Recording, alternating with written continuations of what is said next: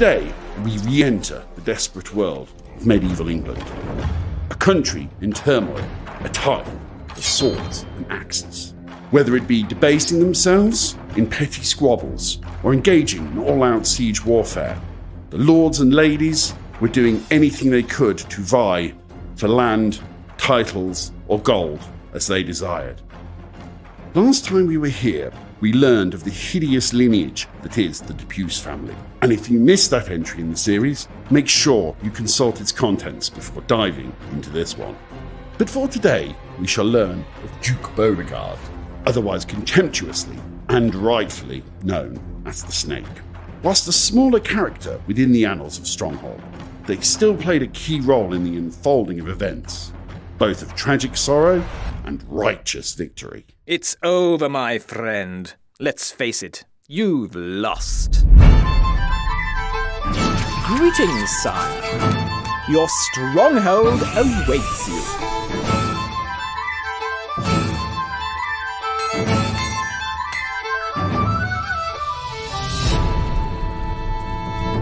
Wood needed, my lord.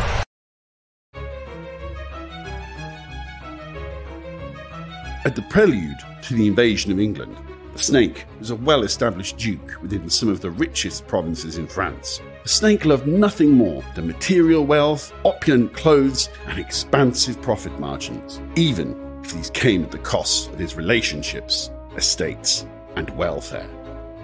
As a duke, he was charged with upkeep and defence of his lands.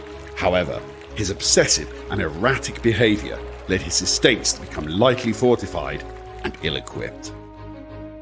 His green-eyed obsession with wealth was made evident in his appearance. His hair was slicked and trimmed, his linen jacket lined and cuffed with fine patterns, and massive jewelled necklaces hung from his neck.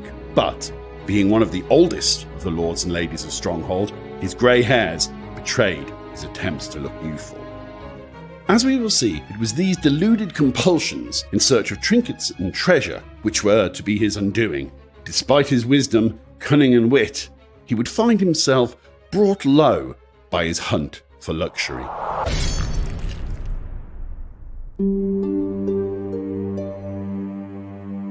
In our previous chapter, we saw how the capture of the king led to England being invaded.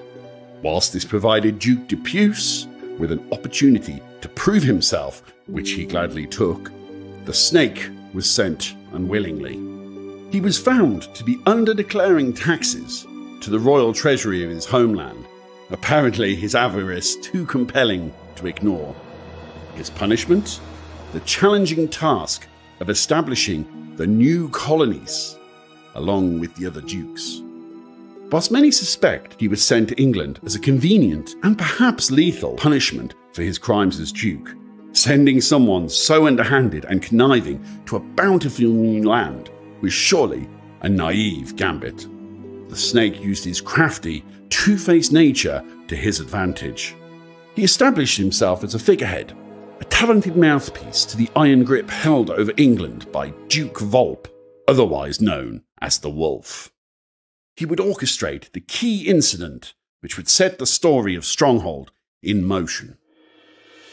Before the events of Stronghold, where the dukes divided up the English hills and estates, there were, of course, small pockets of defiance. Battles fought and swords clashed. It was during one of these initial skirmishes that the Snake fought none other than the boy's father. During the encounter, the Snake lost his eye, and upon his embarrassing defeat and subsequent retreat, he cursed the boy's father, swearing bloody vengeance on their entire family.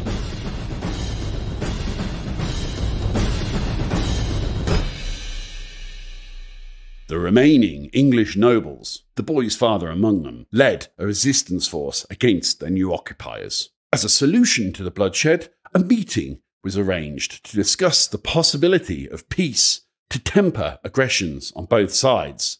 But this was merely a ploy. Its architect? The Snake. As the English nobility travelled to attend this meeting, they were ambushed. An unknown group of malicious bandits overwhelmed them, leaving many of the most renowned nobles dead. Am I victorious? Oh yes, I am!